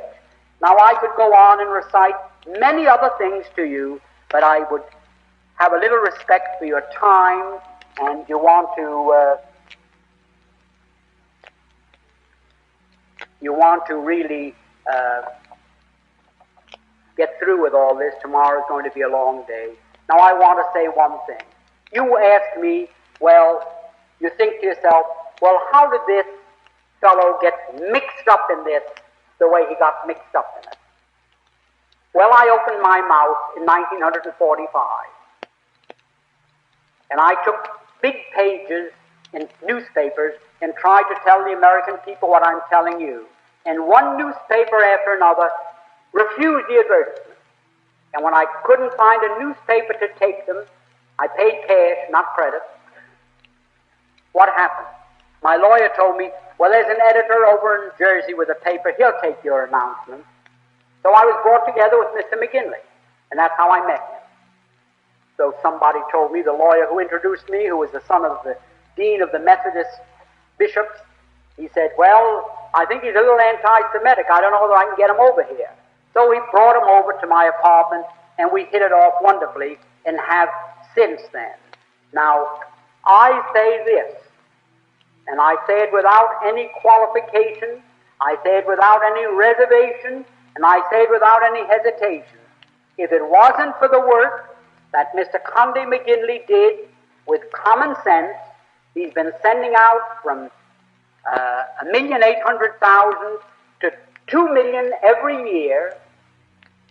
If it wasn't the work that he'd been doing, sending those out for 15 years now, we would already be a communist country. Nobody has done what he did to light fires.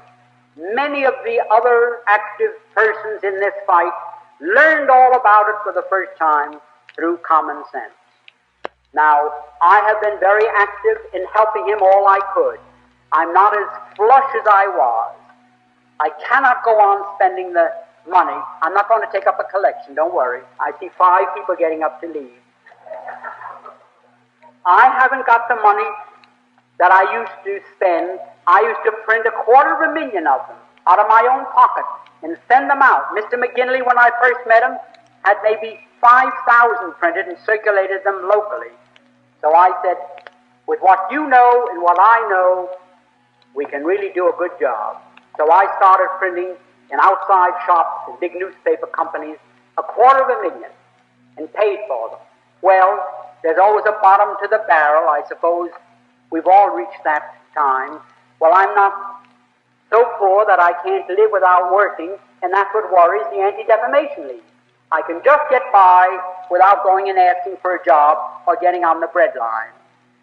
But Mr. McGinley is working, he's sick in bed, and he's going at this stronger than ever. And all I want to say is that they want to close up common sense more than any other single thing in the whole world as a death blow to the fight Christians are making to survive. So I want to just tell you this. All they do is circulate rumors. Mr. Benjamin H. Friedman, the wealthy backer of common sense. Well, the reason they do that is to discourage the people in the United States. Don't send any money to common sense. They don't need it. They've got the wealthy Mr. Friedman as a backer. That all has strategy. They don't want to advertise me so that people that have real estate or securities to sell will come and call on me. They just want people to lay off common sense. And all I'm telling you is, I do try to help them, but I haven't been able to, and I'll be very honest. One thing I won't do is lie. In the last year, I've had so much sickness in my family that I could not give him $1. How he managed to survive, I don't know. God alone knows, and he must be in God's care, because how he pulled through with his sickness and with his financial troubles, I don't know. But that press is working, and every 2 weeks, about 150,000 of common sense go out with a new message. And if that information could be multiplied, if people that now get it could buy 10 or 25 or 50, give them around, plow that field, sow those seeds. You don't know which will take root, But for God's sake, this is our last chance. And I know there are many other people in the field that are doing wonderful work. Mr. Goff, Mrs. Elizabeth Dilling, there are many, but none of them can say that they send out close to $2 million for 15 years and at $1 a year. I've had almost fist fights with Mr. McGinley. Why don't you raise that to $3? How can he send out 24 at $1, and then when he gets a new subscriber, he'll give them $2 or $3 worth of circulars? And I would say that if there's one man that we want to keep into this fight, it's Conley McGinley. And rather than buy lipstick or cigarettes or whiskey, rather than bet on racehorses, go out and pay, I don't know what you call it to play golf. You pay something to hit the ball, a tee fee or something. A green fee, thanks. I never played golf yet. I got a ball, so why chase after one? So anyhow, I'm telling you, if you want to make a sacrifice, if you want to make last year's slip do again, if you want to alter a dress to make it do again this year, if men, instead of going out and seeing a new necktie, you forego that necktie, keep poor Mr. McGinley, number one, alive. He's on maybe his deathbed. Nobody knows. He's very, very sick. Very sick. And number two, keep him in this fight. There's somebody here identified with that operation, so I wouldn't dare tell an untruth. I respect that person's confidence in me, but every day they owe more and more money to their creditors, and the time is going to come when they will be shut down, because there is no such animal as a wealthy Mr. Friedman to pick up the checks for them. That day is gone. I have my own responsibilities, and I'm glad to make both ends meet, and thank God for that. I will say that since 1933, I have spent of my lifetime's accumulations of hard work, according to the Department of Justice, who investigated me to convince themselves I wasn't an Arab propagandist receiving money from the Grand Mufti. I have spent $2,400,000 and some odd that I accumulated through hard work. And I think it's time that a few of the other people picked up the check. And I will say, I found it very hard and very sad to do, because people said, why that Jew, why those Jew bastards, they're always the same, or goddamn Jew, you can't trust him, or what is he coming around here for, to go and report me to the Anti-Defamation League?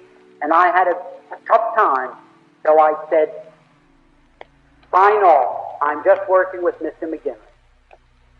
And I will admit that people who are in a position to assess my integrity, like Mr. Alan Zoll here and others, have all come around and said, some of them, in so many words, well, you have sure been a damn fool. I really threw myself into this fight, and I'm going to do it as long as the breath of life is left in me. And all I'm asking you all to do is buy one less pack of cigarettes a week. You ladies buy one less lipstick a month, and keep common sense afloat. Because if it sinks, Christianity will sink with it. And mark my words, I hope it will never come to pass. But if you don't, you will see it come to pass. Now, is there anyone who would like to ask me a question? I'd like you to ask anything that's on your conscience, no matter what it is. All right, I'll comment on that. Now, I don't want to get into this question. It's rather deep, but you all have a very high degree of intelligence, so I'm going to make an attempt. In the time of Bible history, there was a geographic area known as Judea. Judea was a province of the Roman Empire.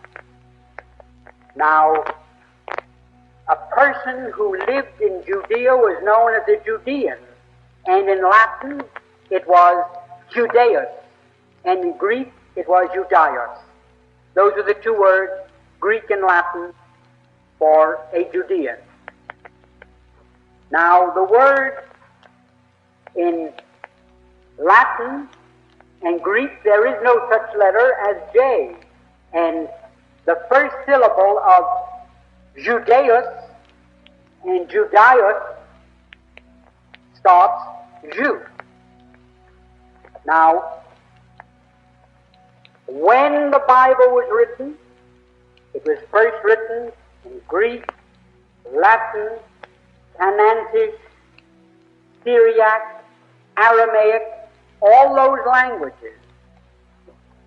Never was the word Jew in any of them, because the word didn't exist. Judea was the country, and the people were Judeans, and Jesus was referred to only as a Judean. I have seen those the earliest scripts available. I'm always at the American Bible Society, and there was no such thing. In 1345, a man by the name of Wycliffe in England thought it was time to translate the Bible into English. There was no English edition of the Bible because who the devil could read? It was only the educated church people who could read Latin and Greek, Syriac, Aramaic, and the other languages. Anyhow, Wycliffe thought, I'm going to make this translation into English. And he did. But in it, he had to look around for some word for Judaeus and Judaios.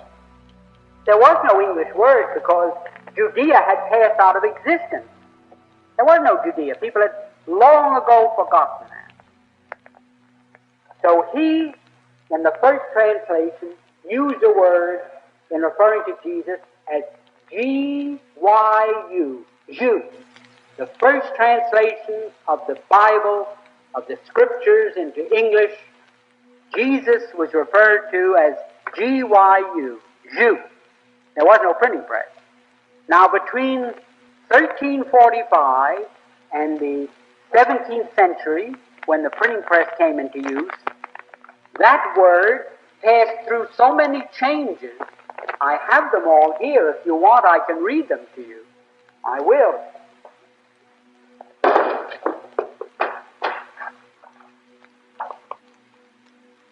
That word, Jew, which was in the Wycliffe Bible, became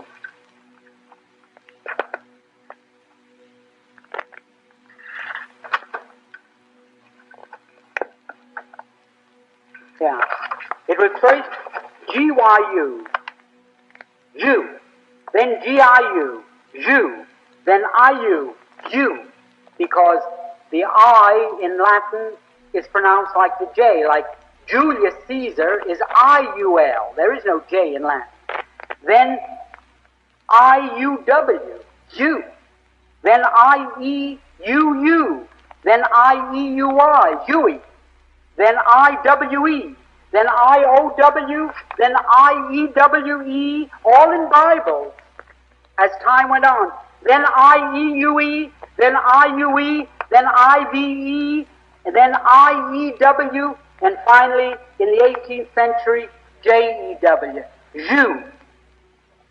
All the corrupt and contracted form for Judaios and Judaeus in Latin. Now, there was no such thing as Jew, and any theologian, I've lectured in maybe 20 of the most prominent theological seminaries in this country, and 2 in Europe, there was no such word as Jew. There only was Judea, and Jesus was a Judean. And the first English use of a word in an English Bible to describe him was G-Y-U, Jew, a contracted and shortened form of Judaeus. Just the same as we call a lab for laboratory, and we call a pram for a perambulator, and gas for gasoline, there's a tendency to shorten up. So who in England knew if you put out in spelling Judaios or Judaeus, the English, there were no public schools, people didn't know how to read it, they wouldn't know what it was. It looked like a scrambled alphabet. So they made a short word out of it. Like in England, they call a public house, which is a bar in our country, a pub. Easy to remember and simple. Now, for a theologian to say that you can't harm the Jews is just ridiculous, because I'd like to know where in the scriptures it says that. I'd like to know the text. But now they say in Germany, look at what happened to Germany for touching the Jews. What would you, as a citizen of the United States, do to people that did to you what the so-called Jews, the Polacks and Litvaks and Galicianers, they weren't Jews, as I just explained to you. They were Eastern Europeans who had been converted to Talmudism. There was no such thing as Judaism. Judaism was a name given in recent years to this religion known in Bible history as Torah Piava. No Jew or no educated person ever heard of Judaism. It didn't exist. They pulled it out of the air, a meaningless word, just like anti-Semitic. The Arabs are the Semites, and the Christians go around talking about people who don't like Jews as anti-Semites, and they call all the Arabs anti-Semites, the only Semites in the world of the Arabs. There isn't one Jew who's a Semite. They're all Turco-Finn Mongoloids, the Eastern European Jews. So they brainwash the public, and if you will invite me to meet this reverend who told you these things, I'll convince him, and it'll be one step in the right direction, and I'll go wherever I have to go to meet him. Yes, ma'am. Well, I can answer that. First of all, your first premise is wrong. Your first premise is wrong. That all the Jews are loyal to each other. Because the Eastern European Jews outnumber all the rest by so many that they create the impression that they are the Jewish race, that they are the Jewish nation, that they are the Jewish people, and the Christians swallow it like a cream puff. But in 1844, the German rabbis called a conference of rabbis from all over the world for the purpose of abolishing the Kal Nidra from the Day of Atonement religious ceremony. And they called in all these rabbis. And in Brunswick, Germany, where that was held in 1844, there was almost a terrific riot, a civil war, while the Eastern Europeans said, what the hell, we should give up Kal Nidra? That gives us our grip on our people. We give them a franchise so that they can tell the Christians, go to hell, we'll make any deal you want, but they don't have to carry it out. That gives us our grip on our people. So they're not so united, and if you knew the feeling that exists, now I'll also show you from an official document by the man responsible for we baptized this way, that here is a paper that we obtained from the archives of the Zionist organization in New York City, and in it is the manuscript by Sir James A. Malcolm, who, on behalf of the British cabinet, negotiated the deal with the Zionists. And in here he says that all the Jews in England were against it. The Jews that had been there for years, the Sephardics, those that had Portuguese and Spanish and Dutch ancestry, who were monotheists and believed in that religious belief, while these Eastern European Jews were still running around in the heart of Asia. And then they came into Europe. But they had no more to do with them than, can you talk about a Christian race or a Christian religion? Or are the Christians united? Well, the same disunity exists amongst the Jews. And I'll show you in this same document that when they went to France to try and get the French government to back that Zionist adventure. There was only one Jew in France who was for it, that was Rothschild. And they did it because they were interested in the oil and the Suez Canal. Do you know why? Do you know why? Because if they don't, they're dead ducks. They come around and they tell you how much you must give. And if you don't, oh, you're anti-Semitic. Then none of their friends will have anything to do with them, and they start a smear campaign, and you've got to give. In New York City, in the Garment Center, there are 12 manufacturers in the building, and when the drive is on to sell Israel bombs, the United Jewish Drive, they put a big scoreboard with the names of the firms, and opposite them, as you make the amount they put you down for, they put a gold star. And the buyers are told, when you come into that building to call on someone and they haven't got a gold star, go up and tell them you won't buy from them until they have a gold star. Blackmail. I don't know what else you can call it. Then what do they do? They tell you it's for humanitarian purposes, and they've sent maybe $8 billion to Israel, tax-exempt, tax-deductible. So if they hadn't sent that $8 billion to Israel, $7 billion of it would have gone into the United States Treasury as income tax. So what happens? That $7 billion deficit, that air pocket, the dumb Christians have to make up.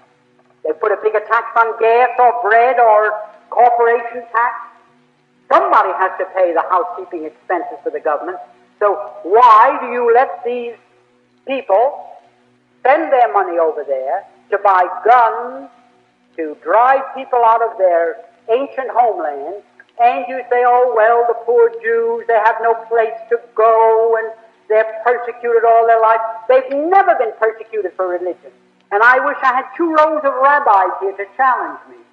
Never once in all history have they been persecuted for their religion. You know why the Jews were driven out of England? You know they were. In Edward I in 1285, and they never came back until the Cromwell Revolution, which was financed by the Rothschilds. For 400 years there wasn't a Jew. But you know why they were driven out of?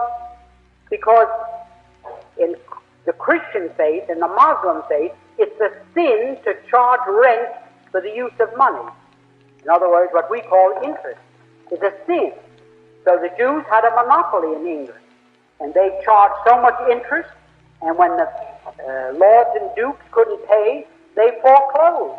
And they were creating so much trouble that the King of England finally made himself their partner, because when they came to foreclose, some of these dukes bumped off the Jews, the moneylenders. So the king finally said, and this is all in history, look up Hyamson or Roth, The History of the Jews in England, 2 books you can find in your library, that when the king found out what this trouble was all about, and he found out how much money they were making, he declared himself a 50% partner of the moneylenders, Edward I.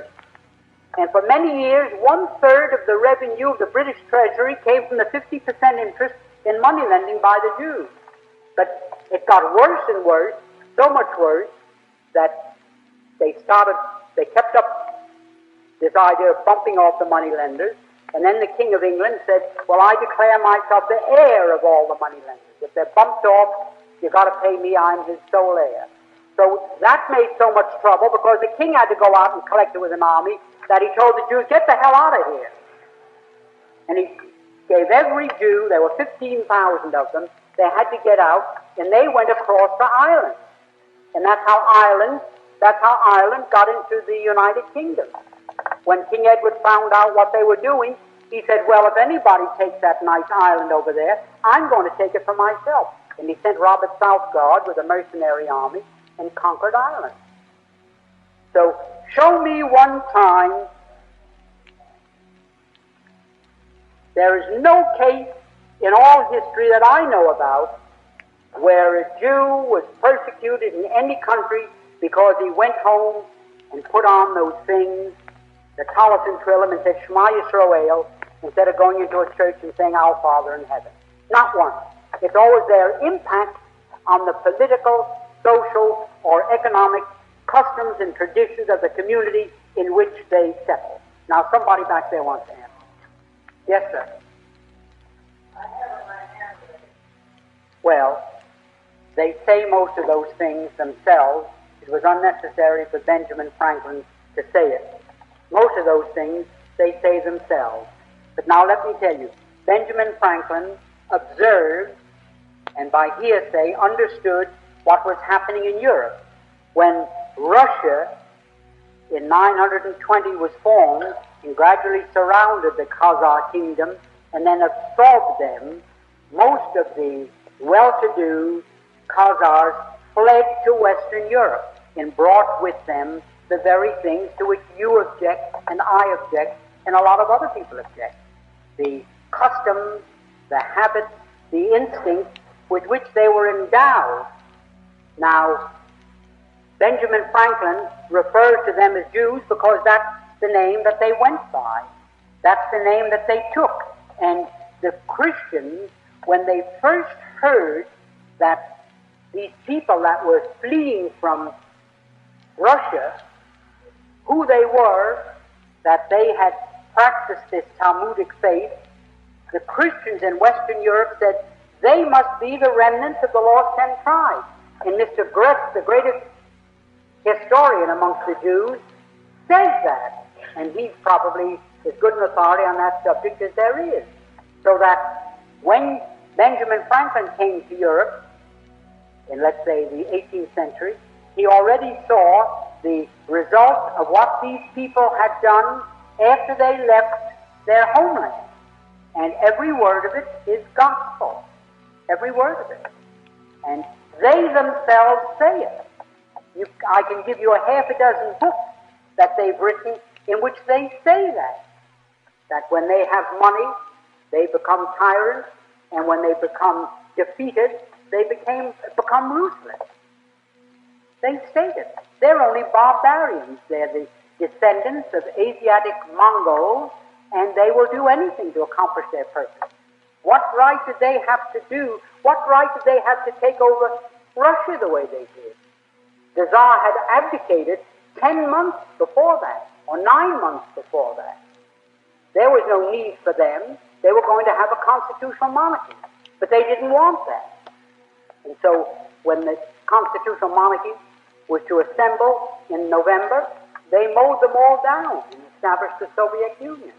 There was no need for that, but they thought now is the time. And if you will look in the Encyclopedia Britannica under the word Bolshevism, you will find the 5 laws there that Lenin puts down for a successful revolution. And one of them is wait for the right time and then give them everything you've got. It would pay you to read that. You'd also find that Mr. Harold Lasky, who wrote the article for the Encyclopedia Britannica, states that the Jews conceived and created and cultivated the communist movement, and that their energy made them the spearhead of the movement. Harold Lasky wrote it, and no one knew more about communism than he. And the Encyclopedia Britannica for 25 years has been printing it. What more do you want? Anybody else? Well, I can't advocate that you do anything that's criminal or that might get your boys into trouble, but I can tell you this, that you can start what I call an endless chain. If you can get your friends to write, objecting to it. Here is the statement. Mr. Kennedy's office gave me this himself. Mr. Smith, who succeeded Mr. Kennedy, took over his office, was in his office and gave me this for release to AM, that means morning papers, August 26th. He delivered this on the 25th. And it says here, Israel is here to stay. That Israel is here to stay. It is a national commitment, special obligation, on the Democratic Party. The White House must take the lead. American intervention. We will act promptly and decisively against any nation in the Middle East which attacks its neighbor. I propose that we make clear to both Israel and the Arab states our guarantee that we will act with whatever force and speed are necessary to halt any aggression by any nation. Well, do you call the return of people to their homeland aggression? Is Mr. Kennedy going to do that? Suppose 3 million Mexicans came into Texas and drove the 6 million Texans into the deserts of Arizona and New Mexico.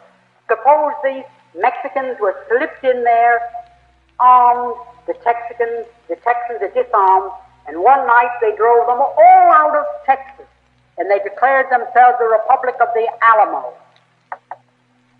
What would the United States say? Would we say it's aggression for these Texans to try to get their homes back from these Mexican thieves? Suppose the Negroes in Alabama were secretly armed by the Soviets, and overnight they rose up and drove all the whites into the swamps of Mississippi and Georgia and Florida. Drove them out completely, and they declared themselves the Republic of Ham or the Republic of something or other. Would we call it aggression if these people, the whites of Alabama, tried to go back to their homes? What would we think if the Soviet Union says, no, those Negroes now occupy them, let them there? Or if the Soviet Union said, no, those Mexicans are in Texas, they declared themselves a sovereign state, leave them there. You have plenty of room in Utah and Nevada. Settle them elsewhere. Would we call it aggression if the Alabama whites or the Texans wanted to go back to their homes? So now you've got to write to President Kennedy and say, we do not consider it aggression in the sense that you use the word. If these people want to return to their homes, as United Nations 15 times in the last 12 years called upon the Zionists in occupation of Palestine to allow these people to return to their former homes and farms. Now, I'm sure that Kennedy is smart, and when he used the word aggression, he may have had in the back of his mind, well, maybe I can get out of this. You can't call it aggression if people merely want to get back to their homes. You have just heard an address by Benjamin H. Friedman, World Authority on the Communist Conspiracy and its treasonous aims to unleash the United States into a third world war. Mr. Friedman's talk has been recorded on two 12-inch long playing records, which can be played on any home phonograph. You can purchase these two recordings for a total of $6. Order them from Christian Education Association, Union, New Jersey. The publishers of Common Sense, America's newspaper against communism, reaching more people than any anti-communist newspaper in the world. The subscription price to Common Sense is only $1 a year. Every real American home should have both of these long-playing records to play for friends who visit, before church groups, patriotic and veterans organizations, and civic and women's clubs. The address for your two recordings is on the label of the record you just heard, but we repeat it now for your convenience to get your copies of this, the Third World War. Mail your check or money order to Christian Education Association, Union, New Jersey. $6 for both records, $1 for a year's subscription to Common Sense. Get them both. Thank you. Now,